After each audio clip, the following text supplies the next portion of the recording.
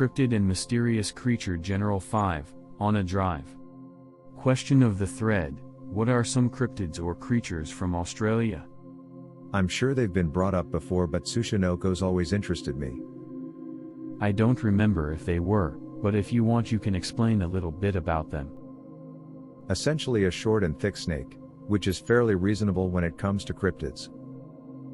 I'm scared of snakes, but these chonky boys are kinda cute. My favorite Aussie cryptid are the Min Min lights. I've heard from a couple people that they've seen them, or know people who have encountered them. Supposedly they are floating orbs of light, about the size of a street light or traffic light, that will follow people around at night. People driving through the outback at night, along the massive strips of unlit highway, will see lights in their mirrors or beside their cars. One story even involves somebody who went out to hunt one. A green light was following them where they were commonly seen, so this man blasted it with his shotgun. He heard the sound of glass smashing, the light went out, and then several red lights appeared and he bolted. My own uncle claimed to have encountered them. It was only last month, he told me. When he was younger he was out hunting with my grandfather and some friends when a white light descended from some trees, then lit the place up like a searchlight. They got an eerie feeling from it and headed back for the night. Only time I've thought I'd come across them was while driving home. I live out of town by the rainforest where there are no streetlights, but I may have just been imagining them. Heard the story of Min Min lights from many Abo folk from the Cape region. Actual locals, not the pub petrol sniffer or a tour guide. They aren't fake, and I 100% believe in them. The Aboriginals told us of how they'd run from streetlight to streetlight, in rural towns, because for some messed up reason, the orbs are affected by electromagnetic light and wouldn't chase them when they sat under streetlights. They are petrified of the Min Min lights, and we are talking about Abo fellas who'd run head first into a wall of knives type of crazy. Australian cryptids. Drop bear. Even the koalas will kill you there. Anyone looking for cryptids must do a look at Cape York and the QLD Mountains. Green text story time. Personally have been lost up far north QLD. After following an incorrect 4WD and ending up hours away from the exit, we decide to set up camp wherever the hell the 4WD won't roll off the hill. Literally off the track, no map nor signal. We are lost as shit. After setting up camp, saw what looked like children's graves, about 10, the size of babies, definitely were graves, alongside a giant mass grave style hole with giant claw marks in it. The hole, if you could call it that, easily had room for roughly 5 to 10 bodies. We all did joke photos pretending to be dead in it because it looked so eerily like a mass grave. As sun goes down, get bad feelings about the place instantly.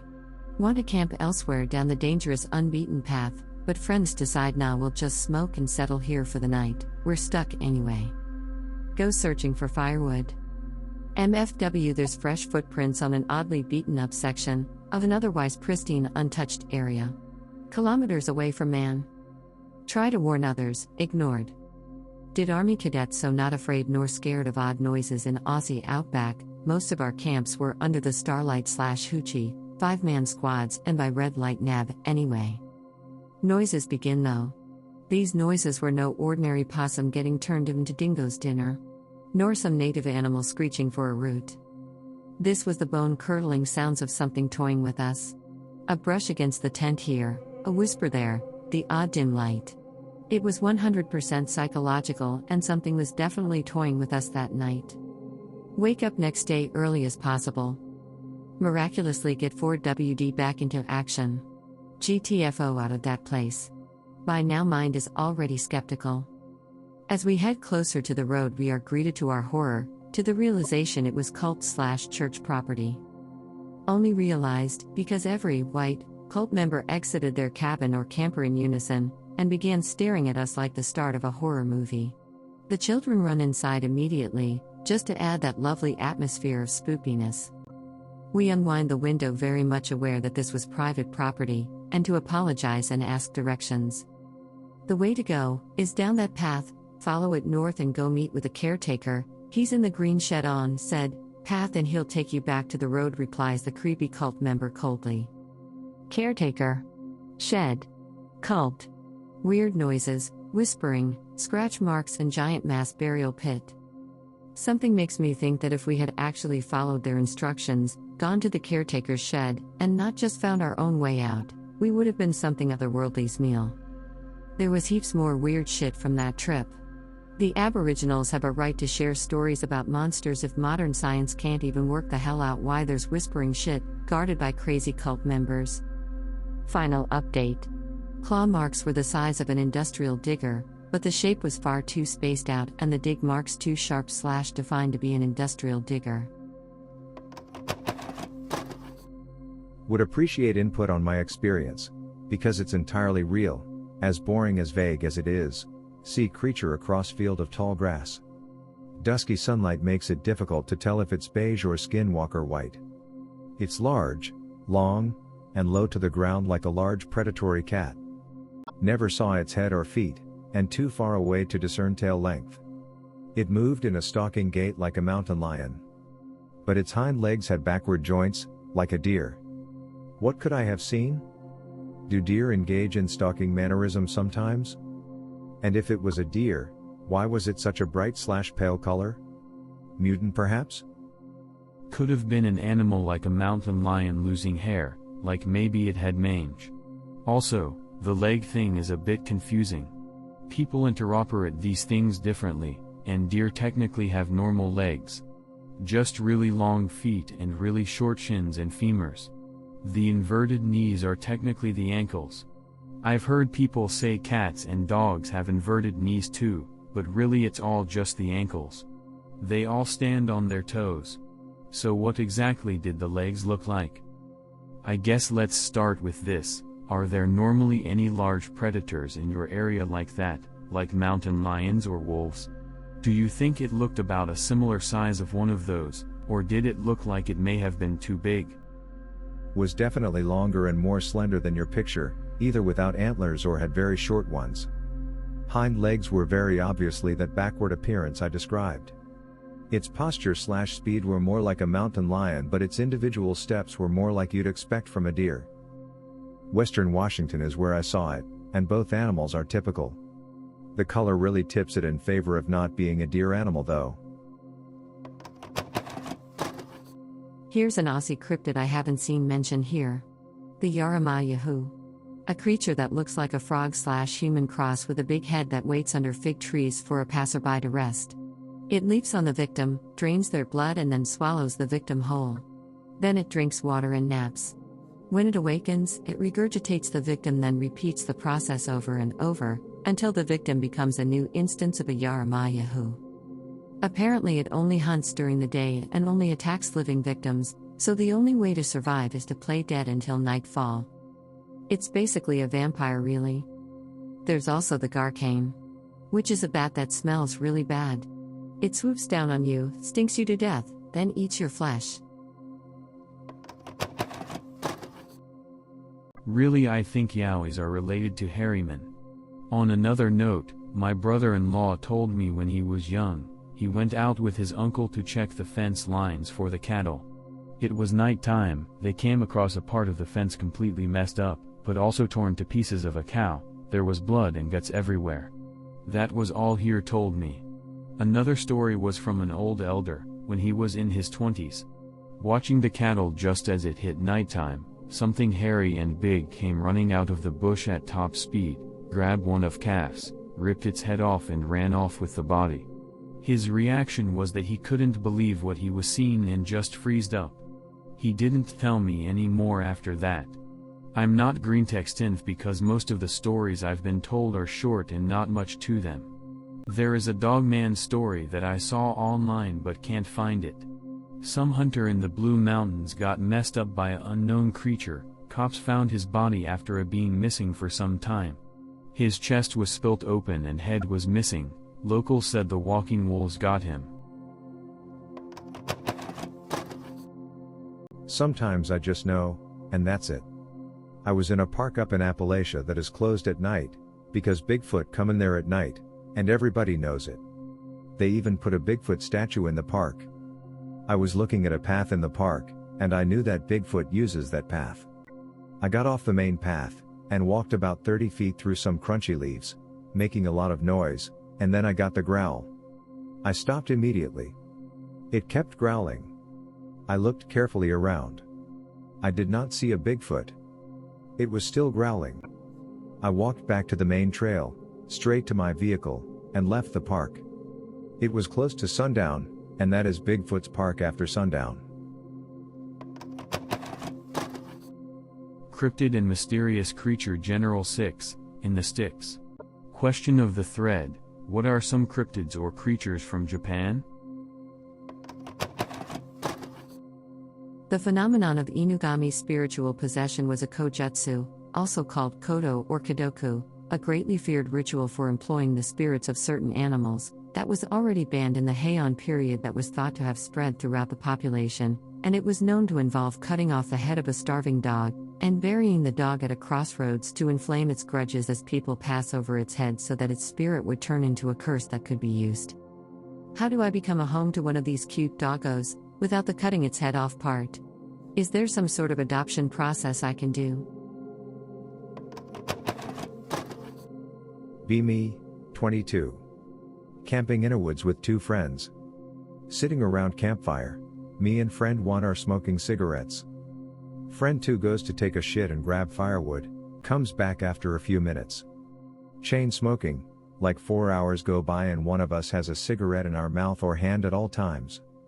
Friend 2 is getting increasingly bothered by smoke, asks if we can stop. What.jpg? Remember reading somewhere that natives say skinwalkers don't like tobacco smoke. Realize friend 2 smells like shit, too. Friend 1 and I come to the conclusion friend 2 is a skinwalker. I hack friend 2 to pieces with the hatchet we brought as friend 1 holds him down. Makes messed up noises while axing him, definitely a skinwalker. We smell a weird coppery smell, definitely a skinwalker. Friend 1 and I throw the bloody chunks into the fire. Crisis averted. And that's how my friend and I killed a skinwalker. Saul, if you see this, put me in the video. Anyway, the thing that started me into this was in late April I made a random offhand thread asking stuff like, do werewolves exist? What's your proof? As I said earlier here, 292265578, 292265591, there was a guy who called himself Rafterman who came along and started telling stories. Aside from starting off the manifestation of the feelings I have for wanting to become a werewolf, it also got me interested in cryptids in general. He also talked a little bit about other cryptids. Regardless of the validity of his personal experiences, his stories, as I found out later, were indeed based in reality. I wanted to remain in contact over email with him. It was pretty much a gut feeling that I felt like I should listen to. Like I said, at some point he left, to which I kept making all these threads waiting for him to come back. After a while I guess he did come back, but he said that his personal experiences were almost entirely false, except for essentially the myths, folklore, and fundamentals, for lack of a better word, of which his stories were based off of. Except I don't truly know if it was really him or not. He didn't use a trip code, but that was my own fault for not making him use one when I said we should use usernames to find each other again. I still want to remain in contact with him. Whatever the case may be, he was still interested in that kind of stuff, and I'd like to share with him the stuff I've been finding. I'm still making these threads cause I like talking about cryptids though. It's pretty interesting how far the rabbit hole goes. I think he's still lurking in these threads, but probably just doesn't want to deal with this anymore. I can't imagine how this all could be coming across to him as. I hope he doesn't think he caused someone to go insane. I'd feel really bad too. I also want to put to rest any worry he might still have about me. I just want to explain it more and talk it out with him. Go hiking with my dad and my soon-to-be brother-in-law. Pretty remote area near a mountain pass. Start hiking, ours is the only car parked there. Route is pretty hard, steep and full of rock areas. Smell like metal from time to time, not sure if related, same smell as when you smell house keys. Stop to have a snack. Route is 6 hours long. We're pretty much halfway done. Start walking again. Thick fog starts coming down the mountains and descending towards us. Decide to call it quits because we don't want to be one of those retarded hikers that need rescue. Hear screams. Not actual screams, it sounds like a mix between a man screaming and a truck horn. I wouldn't know how to describe it better. Stop and look at each other. Brother-in-law, who is a bit ahead, is looking towards a rock formation about 50 meters behind me. Tall man standing on a rock, looks like he's all dressed in a brilliant black coat. Standing as if when a goat stands on an almost vertical rock, but makes no sense in this case. Kinda looks like he doesn't have a neck. Opens his mouth and same scream/horn again. We're shocked, don't know what to make out from this. Screams again and slowly starts raising his arm pointing at something on a rock next to him. GTFO and start coming back. We heard the same noise a few times, sometimes from behind, sometimes coming from right next to us, sometimes in front of us. Might be the sound echoing, but I have the feeling whatever it is, it's following us at incredible speed. Like we're almost sprinting down the mountain and it sounds like he's outrunning us. Get back to the car in record time. Look back one last time.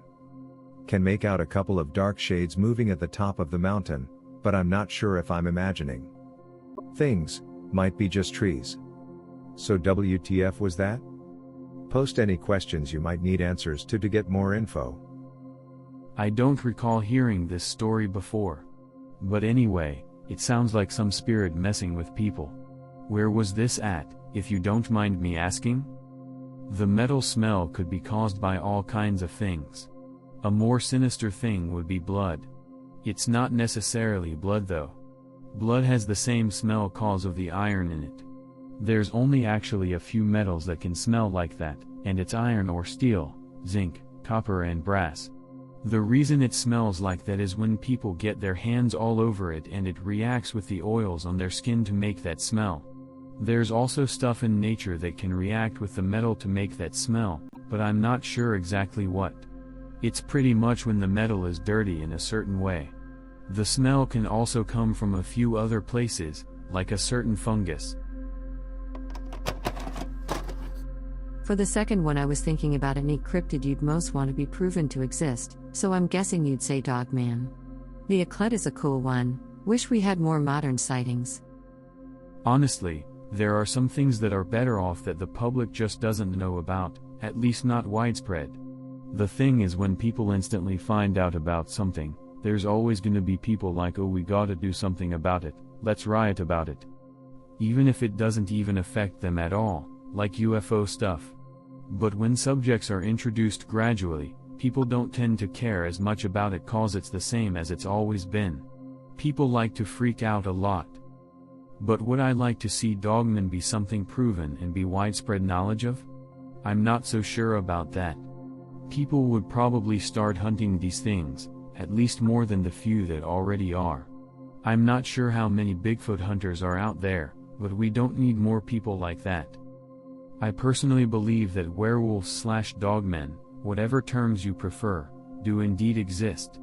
And that there are actually ways for people to become these things. Whether or not dogmen exist as a separate species independent from metamorphosis, I don't know. But additionally, I don't want people hunting dogmen or werewolves. They were human too, at least some of them, and still have human intelligence. And if I actually become one of these things one day, like what I mentioned I wanted earlier, then that would mean that they would be hunting and shooting at me too. I obviously don't want that, and I don't imagine anyone else does either. But of course, if the person who encounters one feels that their life is truly at risk, and that the dogman is legitimately trying to attack them and not just scare them away, then by all means, they can do what they need to do to survive. After all, there have been cases where dogmen have killed people before. That's a good point. One funny detail I've come across is that the government often had to pass laws or mark arrest here in America to prevent monster hunters from trying to shoot/hunt/blow up the creatures once a major sighting was reported. Honestly, it kinda seems like the government, the US government at least, I can't speak for other countries though, doesn't really seem to care as much if a few people know about stuff like this, just if the majority knows. Like I said, people like to freak out a lot when finding out some new info all at once, even if it doesn't affect them to begin with. But they don't really seem to care if just a few people know, like random people on the internet. Who believes what's on the internet anyway, know what I mean? If you haven't already heard, there was a witness to the Land Between the Lakes Dogman killing in 1982 when he was a kid, and he said there were this unmarked branch or organization investigating the scene of the aftermath.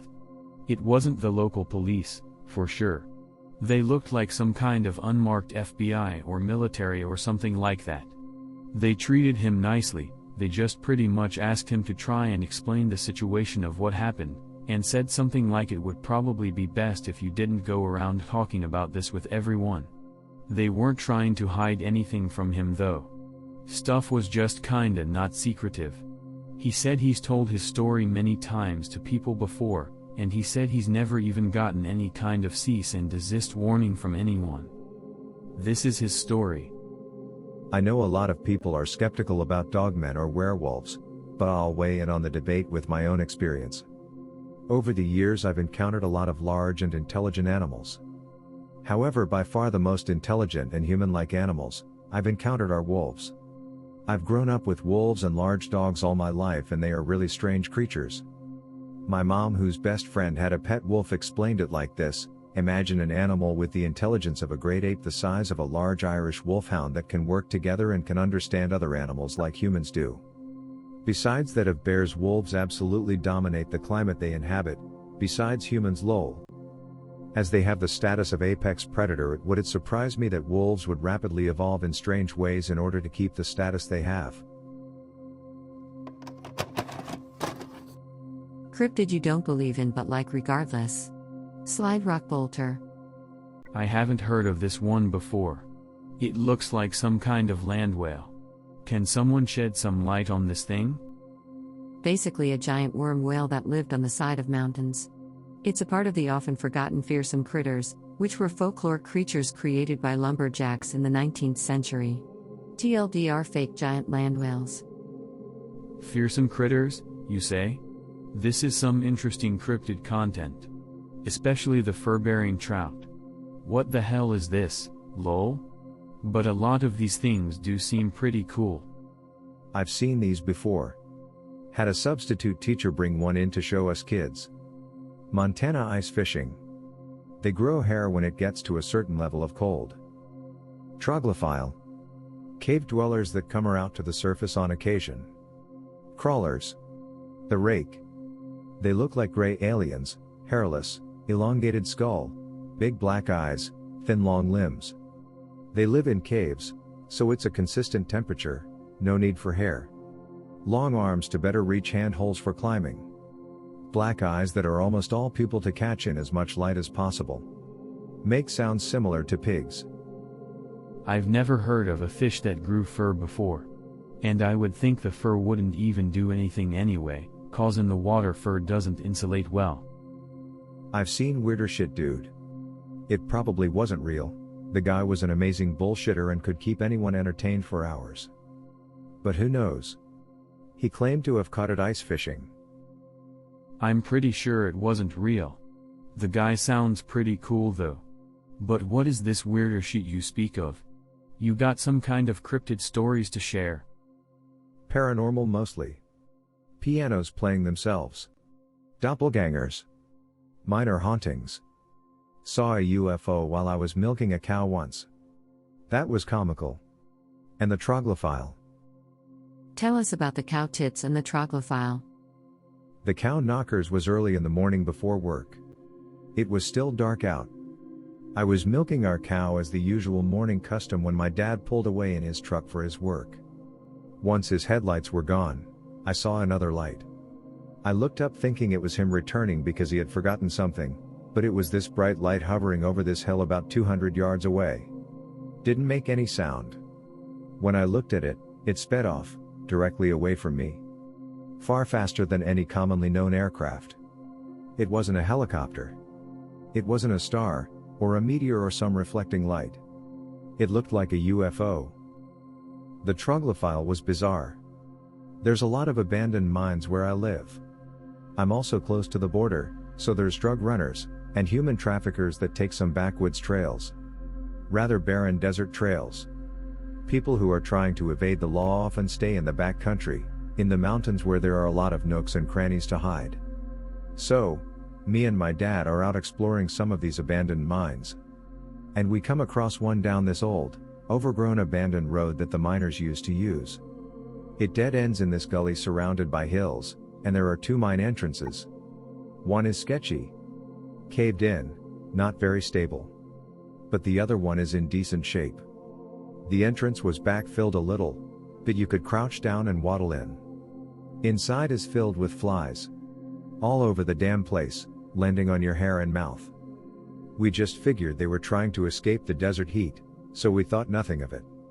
There was a couple branches in the tunnel, and we started with the ones on the right. Nothing too interesting, typical mine stuff. Some beams and supports, or chutes, a few markers on the wall. The last tunnel we explore though. The most left one. We didn't really pay attention to the floor, but when we came to this branch, we felt more observant or something, and noticed the footprints in the dirt. Odd. But, it's mime, not exposed to weather, so footprints can last some time. When we were nearing a part of the tunnel that was backfilled, we saw a pile of something at the end. Garbage, we thought. But as we got closer we realized that was a campsite. In the Helling mine. And it was wrecked. Personal belongings scattered all over, and the tent, which was a red and gray color, was collapsed and torn up. We've come across sites like this before hiking in the mountains. The local sheriff actually told us to look out for and report sites like that, because it was often a fugitive hiding out. We figure that's what this was. Some poor soul who camped in the wrong mine. And I mean poor soul, 'cause something obviously got a hold of him. Behind the mess of camping gear, there was a backfill, where mines would fill in a tunnel to keep people and animals out. But the top had been dug out. There was something that had been regularly sliding in and out of the top. There were drag marks and footprints and handprints in the dirt. Personally, I started to feel uneasy, and my dad must have as well, because he said we should probably leave. Said there might be a mountain lion living here. After he had spoke, there was grunting from behind the pile of dirt. Sounded like a pig squealing. We started backing up at that point. This probably sounds retarded and fake, but this long and spindly pale hand and arm started to push through the top of the hole. We left at that point, and in a damned hurry. When we got out of the entrance, we looked back, and could see this misshapen head peeking over the entrance mound. It had no hair. Huge black eyes. It just stared at us. Wouldn't come into the light. We stood there for a moment and started backing up again, and then it ducked back inside. And that's it. We never went back. Believe me, disbelieve me. I don't care. That's how it went. Okay, no bullshit on this one. This is the only real spooky experience I've had.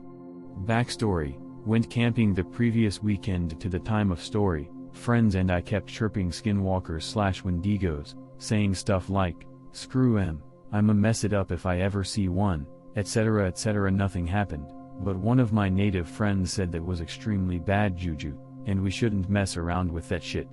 Yeah, whatever. Wave. Flash forward to the following week. Buy new shotgun, decide to go shooting after work on a weekday. Usually full parking lots are empty. Only pass one truck on road, he's leaving plus zone.